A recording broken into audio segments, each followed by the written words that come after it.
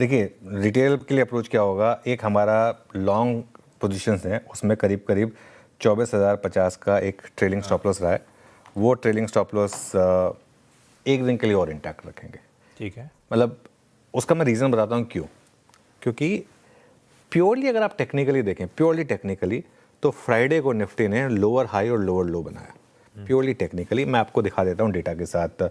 2 दिनों की निफ्टी की चाल, 16 अप्रैल और 17 अप्रैल। 16 अप्रैल का हमारा हाई था 24,401, हमारा लो था 24,103। 17 अप्रैल को हमारा हाई था 24,372, यानी कि करीब करीब 29 पॉइंट नीचे, और लो था करीब करीब 24,096।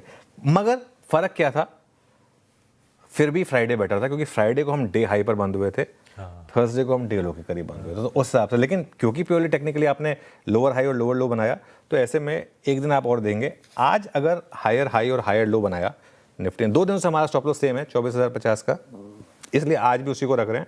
लेकिन आज सपोज करिए अगर गिफ्ट निफ्टी सही है, हम हायर हाई बना देते हैं, उसके बाद देखते हैं मार्केट वहाँ पे टिकेगा या नहीं, और फ्राइडे के लो को होल्ड करेगा या नहीं। अगर वो हो गया और हायर लो बना दिया, तो अपने आप आपको एक हायर स्टॉप लॉस मिल जाएगा आज का लो, फिर वो अपने आप सिस्टम में आप उसको रिवाइज कर सकते हैं। आज का सबसे बड़ा सवाल लेकिन आशीष ये होगा कि बैंक निफ्टी कैसे रिएक्ट करेगा, क्योंकि आईसीआईसीआई बैंक के नंबर शानदार है, इसमें कोई डाउट नहीं है। लेकिन एचडीएफसी बैंक थोड़ा सा अभी भी मिक्स बैग है, और आई थिंक कुछ ना कुछ मार्केट को सेंस थी आईसीआईसीआई बैंक के नंबर्स को लेकर, क्योंकि एकदम से हम डे हाई पर बंद हुए थे फ्राइडे को।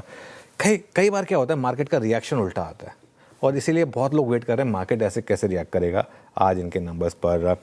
इंडेक्स में फ्रेश पोजीशंस में अब रिस्क रिवॉर्ड शायद आपके फेवर में ना हो, लेकिन चुनिंदा शेयरों में, इंडिविजुअल मिड कैप्स और स्मॉल कैप्स में अभी भी ज़बरदस्त मौके हैं।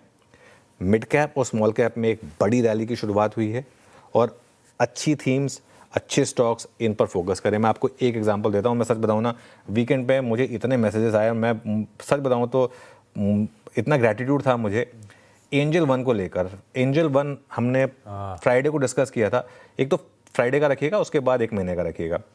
फ्राइडे को एक व्यू ये था कि नंबर्स अच्छे हैं, स्टॉक चला है, लेकिन उसके बावजूद ग्रीन में लिया था, और उसके बावजूद ये स्टॉक चलेगा, और स्क्रीन पर चला वो फ्लैट खुला हल्का सा, बल्कि एक बार के लिए तो एकदम नॉर्मली आया, और उसके बाद पूरा का पूरा उसमें 10% से ज़्यादा की इंट्राडे रैली आई। और मुझे किसी ने मैसेज आया, किसी ने 39,000 का प्रॉफिट बनाया, किसी ने कुछ, तो अच्छा लगा, आपने मतलब दिल खुश होता है। तो 25% चलने के बावजूद 10% और भागा, मतलब 25% ऑलरेडी भाव में था, उसके बावजूद स्टॉक 10% और भागा। ये होती है अर्निंग्स की पावर। जब मार्केट आप इस तरीके के मूव्स दिखाते हैं, उसमें इस तरीके से भागा। और ये थीम हमने पूरी प्ले की थी मार्च से। बीएससी भी लिया था हमने, एंजल वन भी लिया था, ये सब स्टॉक्स लिए थे। पूरी की पूरी थीम में 28, 30, 40% की रैली आई। इस बाज़ार में ना एक चीज़ जो आप गलती करेंगे वो है होप ट्रेड।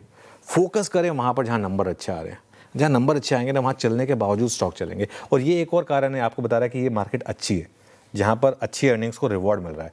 एक समय आ गया था जब अच्छी अर्निंग्स पे भी स्टॉक नहीं चल रहे थे, एकदम पीक बुल मार्केट होती है जब खराब नंबर पे भी स्टॉक चले।